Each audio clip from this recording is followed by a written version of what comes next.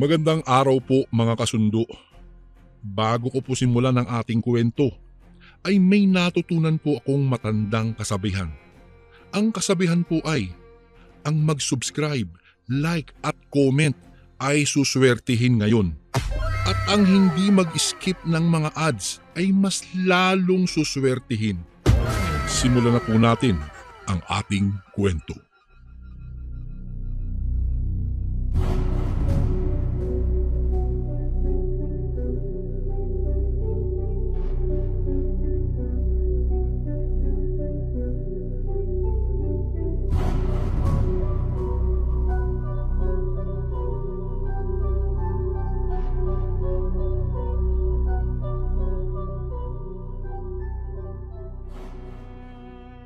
Magandang araw po sa inyo, Kuya Bari.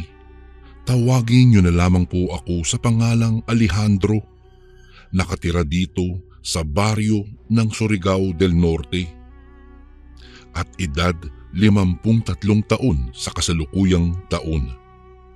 Nais ko lang pong ibahagi sa inyo ang karanasan ng aking ama taong 1980. Nagtatrabaho po kami ng aking ama na itago natin sa pangalang Lito sa isang construction sa bayan ng Capiz. Normal na sa mga trabahante ng construction na sa tuwing araw ng sahuran ay may umpukan at inuman. Itong aking ama ay isa rin sa mga malakas na manginginom. Parang ginagawang tubig lang ang alak. Dahil hindi talaga pwedeng hindi ito makainom ng alak. Kahit isang beses lang sa loob ng isang linggo, hindi niya ito patatawarin. Araw ng sahuran namin ng mga sandaling iyon, kaya inaya ng aking ama ang iba pang mga katrabaho namin sa construction na mag-inuman sa aming bahay. Kasama ang 3 kalalakihang baguhan pa lamang sa pinagtatrabahuhan namin. O ano mga pre, kita-kita na lang tayo sa bahay mamaya ha? Iintayin ko kayo sa bahay. Masayang wika ng aking ama. Ngumiti naman at tumango ang mga ito. Noong napadaan kami sa palengke ay bumili ng karne ang aking ama upang may pangpulutan mamaya kapag nag-umpisa ng mag-inuman. Makalipas ang mahigit 2 oras ay dumating na ang hinihintay ng aking ama na mga kasama namin doon sa trabaho. Nakita kong may bit-bit na isang supot ang baguhan naming katrabaho na si Mang Esteban. Nagpresenta siya na iyon na lang daw ang gawin nilang pulutan sa alak. Kaya ang ginawa namin ay inulam na lang ang biniling ulam ng aking ama. Noong tingnan ko ang laman ng plastik ay namangha ako dahil sa napakalaking isda iyon. Ginawang kilawin naman iyon ni Mang Esteban at inilagay na ito sa lamesa. Wow! Mukhang mapapahaba ang inuman natin ngayon mga pare ko. Ang dami at ang sasarap ng pulutan natin. Wika pa ni Mang Kulas na siyang foreman sa aming pinagtatrabahuhan. Nakita kong si Mang Kulas ang unang tumikim ng pulutan at nagwika itong walang kasing sarap ang pulutang ginawa ni Mang Esteban. Sabay nagkatawanan sila sa sala. Tahimik lang naman akong nagmamasid noon. Masama kasi ang pakiramdam ko kaya hindi na ako sumali sa umpukan nila. Gusto ko sanang tikman ang kinilaw na ginawa ni Mang Esteban, kaya lang napansin kong walang kalamansi iyon. Tipikal na inuman lang naman ang kanilang ginawa. Nagkakasiyahan habang nagkwekwentuhan at higit sa lahat ay hindi maiiwasan ang payabangan. May tama na ng alak ang mga kasama ng aking ama. Ngunit Si Mang Esteban ay napapansin kong hindi ito nalasing.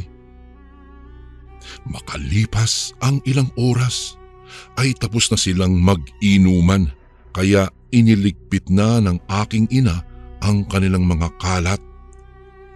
Maya-maya'y nagsipag-uwian naman agad ang mga ito. Naulit pa ang inumang iyon ng ilang beses at palaging si Mang Esteban ang taya pagdating sa pulutan. Palagi kasi itong nagdadala ng mga masasarap na pagkain at maraming karne. Hindi naman kami kumakain sa dala nito dahil sa tuwing sumasahod kami ng aking ama ay dumadaan muna kami sa palengke bago umuwi ng bahay. Makalipas ang ilang linggo, napansin kong palagi na lang nagkakasakit ang aking ama at tila nanghihina ito. Wala na rin itong ganang kumain kahit na nakakaramdam ito ng gutom. Ayon kasi dito ay may hinahanap siyang kakaibang pagkain at sa tingin niya ay yun ang magpapabusog sa kanya. Hanggang sa sumapit ang gabi. Bigla na lang akong nagising dahil sa nakaramdam ako ng pagkaihi. Kaya nagmamadali na akong tumayo sa higaan at tumungo sa aming CR. Patakbo ko ng tinungo ang CR at mabilis na umihi doon. Noong matapos na akong umihi, ay nakarinig ako ng ingay sa likuran. Tila ba asong umaangil at sumisinghak-singhak ang ingay na naririnig ko. Yung banyo po kasi namin noon, Kuya Bari, ay nasa likuran pa ng bahay at tanging mga sako lang ang tabing noon. Kaya maririnig mo kapag may kumakaluskos sa labas. Dahan-dahan kong hinawi ang sakong nakatabing sa likuran at hinanap ko kung saan nanggagaling ang ingay na iyon. Noong inilibot ko ang aking paningin ay napadako ito sa tabi ng malaking puno ng saging. Bahagya akong kinilabutan nang makita ko ang isang figura ng lalaki na nakatalikod habang nakayukyuk ang ulo nito. Para bang may kinakain ito. Kinabahan na ako ng mga sandaling iyon dahil ano ang ginagawa ng taong iyon sa madilim na parte ng aming likuran. Para pa itong humihingal at naririnig kong may nginunguya ito. Nagtago muna ako sa loob ng banyo habang hinihintay kong umalis yung taong naroroon sa gilid ng puno ng saging. Sa ilang minuto kong paghihintay ay hindi naman ako nabigo dahil maya-maya lang ay nakita kong tumayo na ang lalaki at nagpupunas ito ng kanyang bibig. Noong humarap na ito patungo sa aming bahay ay nanlaki ang aking mga mata at napatakip ako sa aking bibig. Kitang-kita ng dalawa kong mga mata na ang taong humarap at naglakad na patungo sa bahay ay walang iba kung hindi ang aking ama. Bago ko po ipagpatuloy ang kwentong ito ay may request sana ako sa iyo, kasundo. Isang pindot lang ito, kasundo, sa subscribe button namin. Malaking tulong po ito sa amin, kasundo, upang mapagpatuloy pa namin ang mas marami pang magagandang kwento. Salamat sa pag-subscribe mo, bagong kasundo.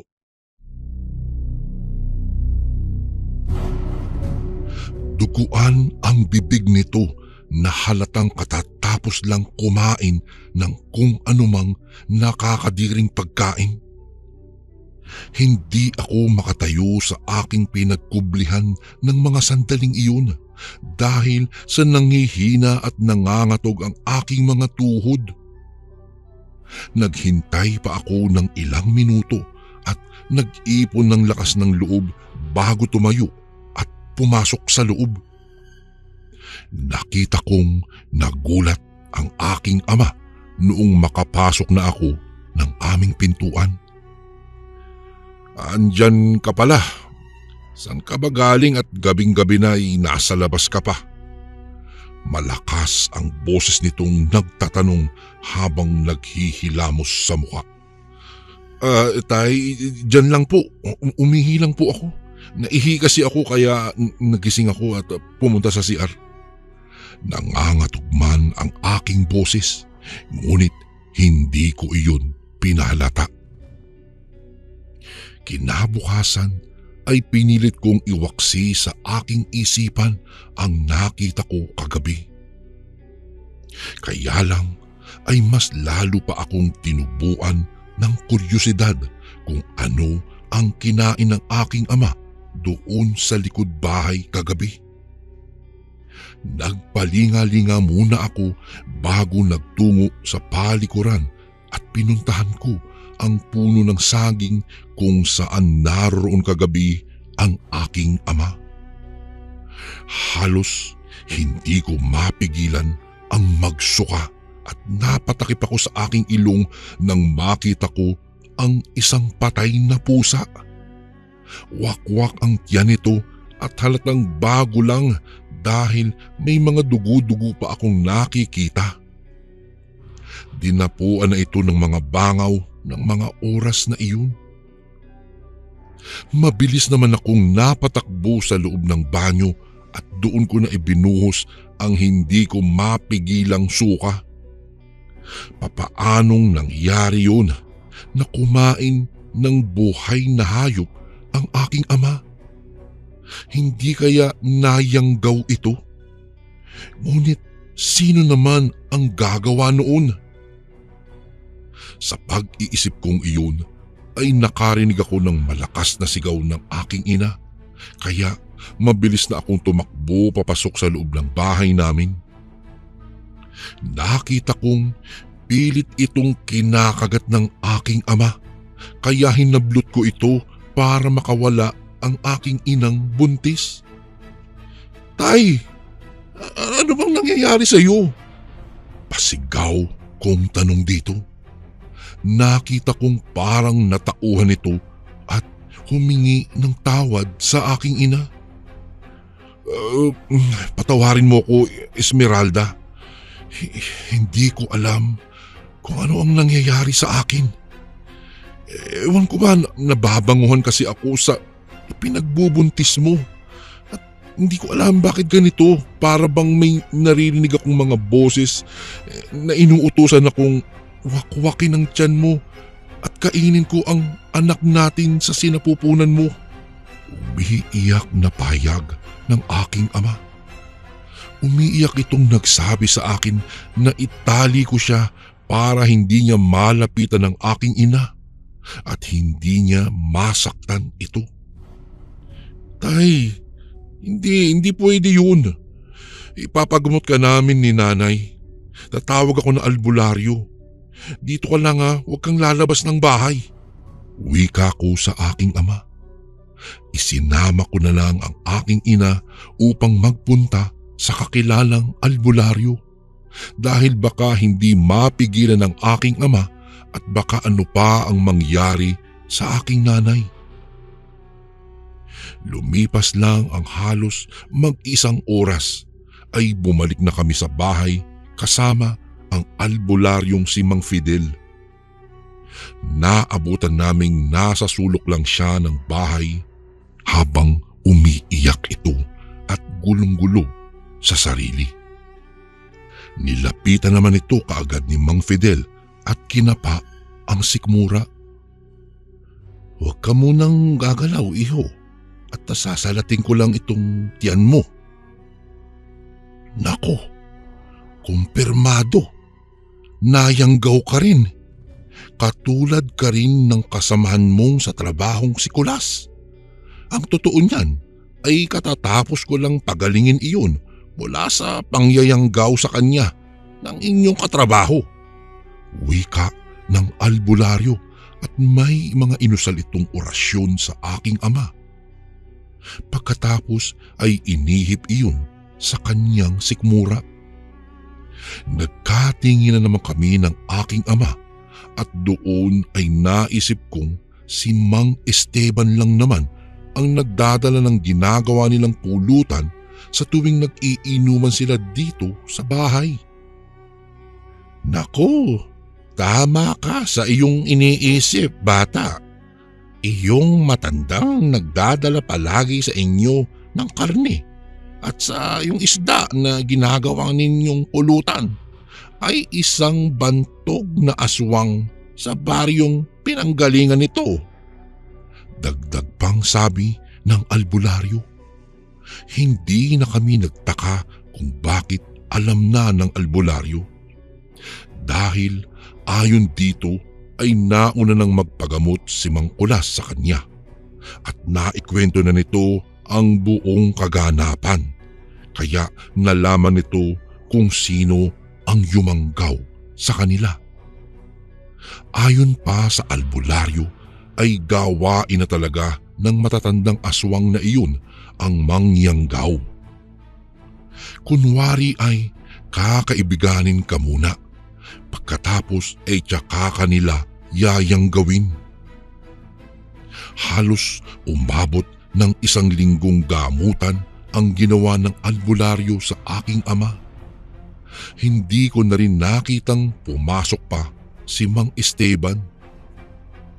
Makalipas ang 2 linggo ay tuluyan ng natanggal ng albularyo ang binhing itinanim ng aswang sa aking ama para mayanggaw ito.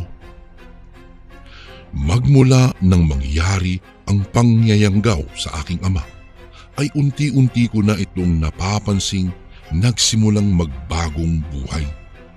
Hindi na ito madalas uminom ng alak. Kung iinuman ay mag-isa na lang ito o kaya sa mga kamag-anak na lang. Natatakot na rin kasi itong maulit muli ang pangyayanggaw sa kanya ng katrabaho naming si Mang Esteban. Hanggang dito na lang po, Kuya Bari. Maraming salamat po sa pagbasa ng aking email. Gumagalang, Alejandro. And again, maraming salamat po mga kasundo. Don't forget to subscribe and i-click nyo lang po yung bell na button para updated po kayo sa mga upcoming videos namin na paparating. Maraming salamat po ulit. God bless and ingat po lagi dyan. Ito po si Kuya Bari at ako ang Sundo.